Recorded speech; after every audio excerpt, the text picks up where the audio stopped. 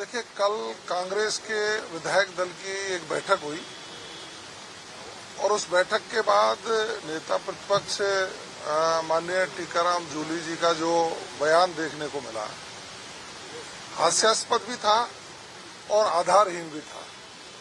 वो जिस तरह की बात करके राजस्थान की जनता को गुमराह करना चाह रहे थे, उन बातों में कोई दम हमें दिखा नहीं। वो कह रहे थे कि राजस्थान में कानून व्यवस्था खराब हुई है।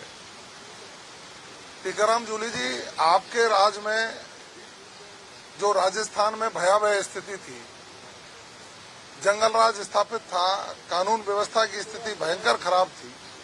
माननीय भजनलाल शर्मा जी के नेतृत्व में जब से सरकार बनी है, अपराध के ग्राफ में कमी आई है। ये मैं नहीं कह रहा, एनसीआरबी के आंकड़े कहते हैं।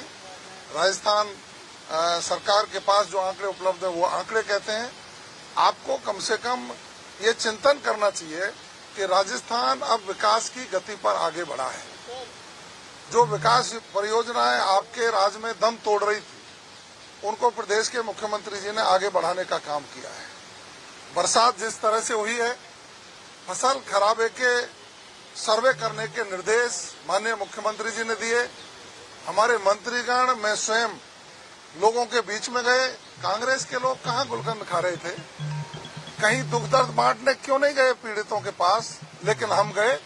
फसल खराबा हुआ उसका मूल्यांकन भी कर रहे हैं, उनके यदि पशुओं को कोई नुकसान हुआ है उनका भी मूल्यांकन कर रहे हैं। इस बरसात के दौरान जो भी नुकसान हुआ और आपदा प्रबंधन के जो नियम है, उनमें जो भी प्रावधान है, उनके तहत हम उनकी भरपाई भी करेंगे। आपको विकास पच नहीं रहा। आपकी जो विधायक दल की बैठक है, उस विधायक दल की बैठक में आपने सिर्फ रस्मदाई की और आपकी कांग्रेस की फूट उजागर हो गई है।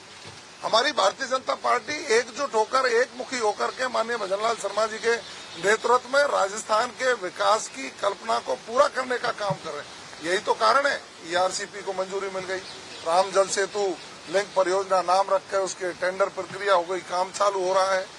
ब्राह्मणी नदी का पानी बीसलपुर में, बीसलपुर से बाणगंगा में और नागौर जिले के इलाके तक जाएगा। इसकी डीपीआर बनाने के लिए निर्देश जारी कर दिए, उस पर काम चालू हो गया।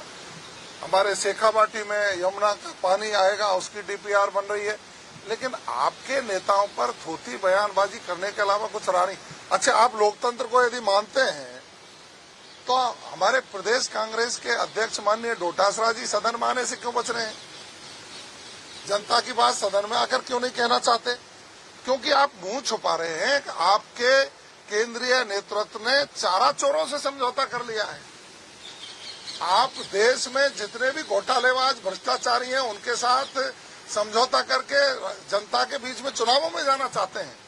आपका चेहरा बेनकाब हो गया है और नीचता की पराकाष्ठा तो तब पार हो गई आपके नेताओं की मौजूदगी में।